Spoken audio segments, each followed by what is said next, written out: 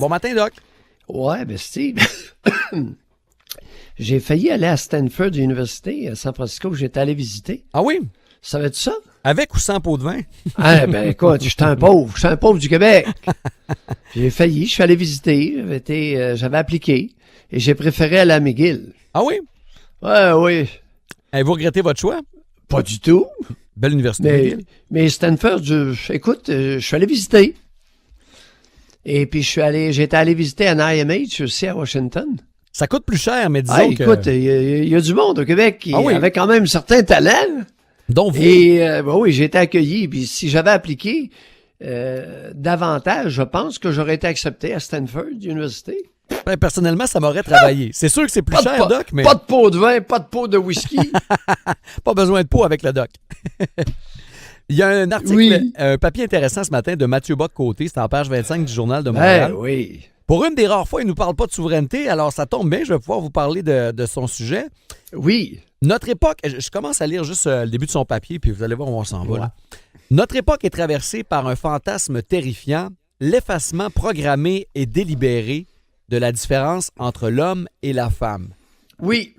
La question que pose Mathieu Bock-Côté, va-t-on vers un monde sans homme ni femme? Je pense qu'au niveau des fantasmes masturbatoires, la préservation des genres est évidente. Et peut-être nécessaire. Et très utile. Très utile, favorable à l'excitation sexuelle. Ceci étant dit, écoute, il y a une guerre des sexes, je vous le prédis. Ça va barder. C'est pas fini, ce n'est que le début. D'accord? Oui. Qui va mener le monde, les hommes ou les femmes? Les femmes. Non. non, vous êtes une gang de pauvres. Écoute, il y a 2 semaines, on a sorti des statistiques de Statistique Canada vraiment embarrassantes. Les hommes sont à l'argent puis les femmes sont aux sous. Tant que vous compterez des sous, vous allez être pauvres. C'est le temps matin qu'on vous brasse la canisse. D'accord? Alors, la testostérone confère un avantage net au niveau de l'ambition financière. Possiblement. La donnée qui est écœurante actuellement, c'est que peu importe, c'est-à-dire, je le reprends de la façon suivante. Mesdames, votre revenu annuel moyen est de 20% moins élevé que les hommes qui ont la même scolarité que vous. Vous n'obtenez pas votre juste part du gâteau.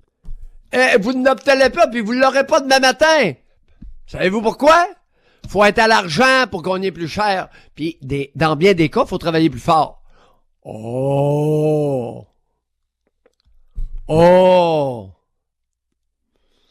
Ben oui. 20% de moins salaire moyen de différence entre les hommes et les femmes. Pour les mêmes études. Peu importe la scolarité égale. C'est quelque chose quand même. On peut voir aussi, Doc, la question sous un autre angle, si vous le voulez bien. Alors là, dans la guerre des sexes, mesdames, vous allez devoir travailler.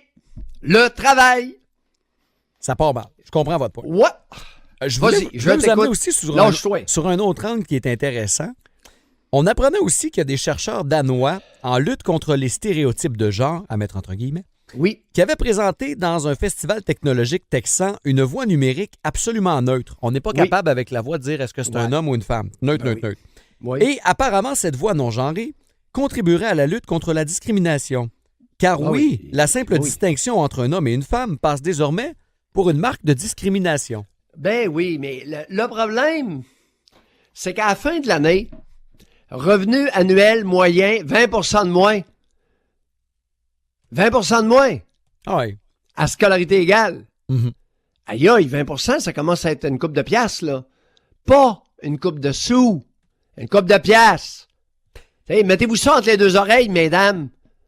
Des billes, du blé, pas des sous. Mais ça enlève pas la question de fond, Doc, où on se dit d'où ça nous vient cette obsession moderne d'être... ou d'être asexué. C'est la guerre des sexes. Ben oui, mais d'où nous vient? C'est la guerre des sexes. OK, vous voyez ça par la guerre des sexes. Ben oui, les femmes veulent mener le monde. Regarde, pendant longtemps, on a attribué toutes les qualités aux femmes, tous les défauts aux hommes. Et on pense qu'il y a des problèmes dans l'humanité autour du globe, c'est à cause des hommes. Mais là, on se rend compte que quand les femmes ont d'argent, elles répètent les mêmes maudits comportements. Regarde les nouilles, là, qui se sont faites pincer à verser des pots de vin aux universités. Tu viens, c'est votre manchette, là. Oh oui, oh oui. Ben, une femme qui a de l'argent, imaginez-vous donc qu'elle fait la même chose qu'un homme qui a de l'argent. Des pots de vin. Elle verse des pots de vin. Des enveloppes brunes. Allez, maudite. Ben, ça s'achète. Alors, les vertus aux femmes puis les vices aux hommes, là, essayez d'arrêter ça, s'il vous plaît. Deuxièmement, la force physique, il y a une différence. D'essayer de nous convaincre que la force physique n'est pas nécessaire dans la police. C'est grossier.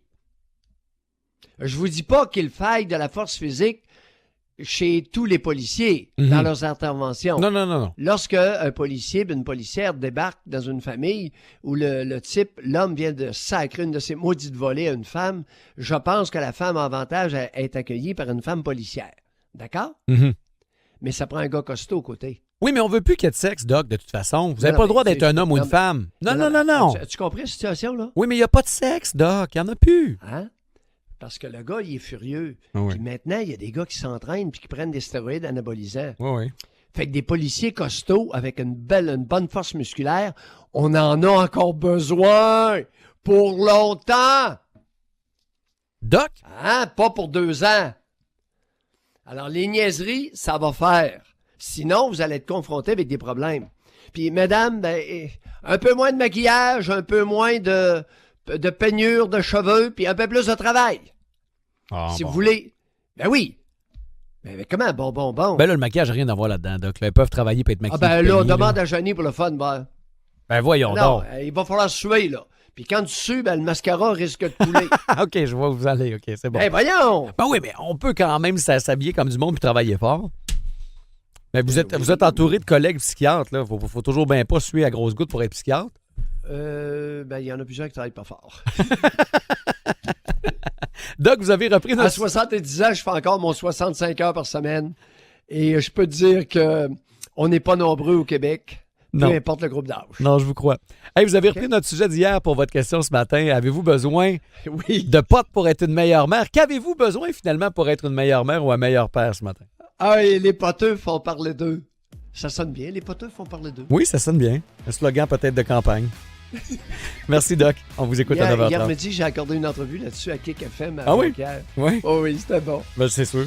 Merci, Doc. OK. Au plaisir. 9h30, c'est le sujet de ce matin.